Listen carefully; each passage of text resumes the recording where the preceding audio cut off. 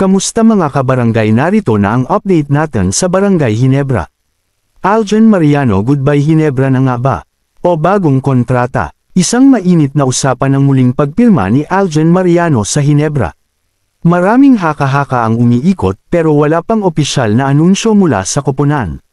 Sigurado, maraming tagahanga ang naghihintay ng magandang balita. Si Aljan Mariano, ang sikat na basketbolista ng Ginebra, ay nasa isang malaking desisyon.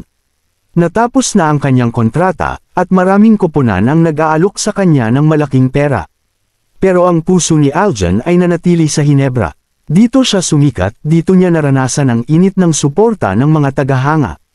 Naaalala pa niya ang mga huling laro ng nakaraang season. Ang saya, ang lungkot, ang tagumpay at pagkatalo.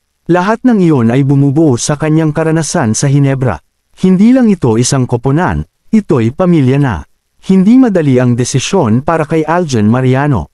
Natapos na ang kanyang kontrata sa Ginebra, at ang mga alok mula sa ibang mga koponan ay tila nakakaakit.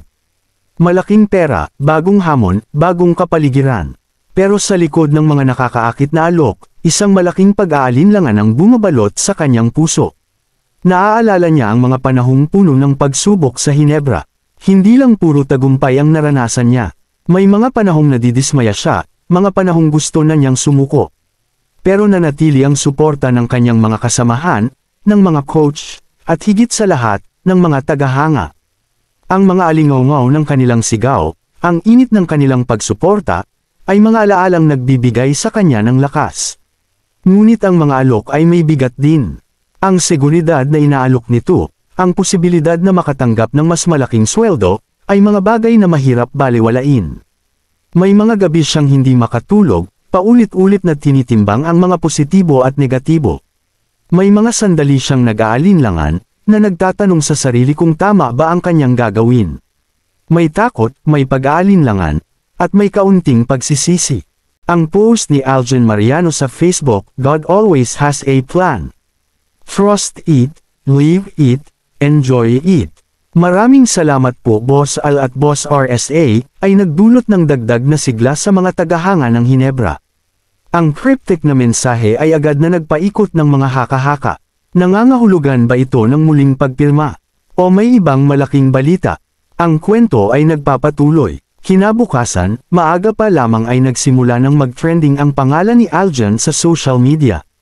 Ang mga komento ay nagsasabing, sana Ginebra ulit, Boss Aljan, welcome back, at iba pang mga mensahe ng suporta. Ang mga tagahanga ay puno ng pag-asa. Samantala, si Aljan ay nasa isang tahimik na lugar, nagninilay-nilay.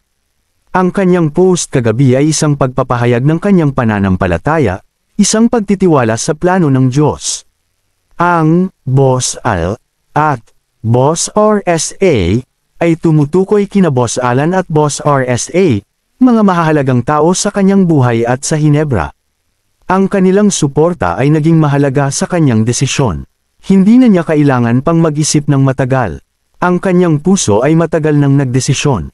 Ang kanyang post ay isang pahiwatig, isang paghahanda sa mga tagahanga para sa magandang balita.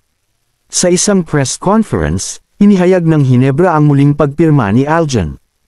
Ang mga tagahanga ay nagdiwang. Ang pagbabalik ni Aljan ay hindi lamang isang tagumpay para sa Ginebra, kundi isang pagpapatunay na ang pananampalataya, ang pagtitiwala sa plano ng Diyos, at ang pagpapahalaga sa mga taong sumusuporta sa iyo ay mahalaga sa pagkamit ng tagumpay. Ang kanyang post sa Facebook ay hindi lamang isang simpleng mensahe, ito ay isang pagpapahayag ng kanyang panloob na kapayapaan at katiyakan. Ang kanyang pagbabalik ay isang pagdiriwang ng pananampalataya, pagkakaibigan, at pagmamahal sa laro.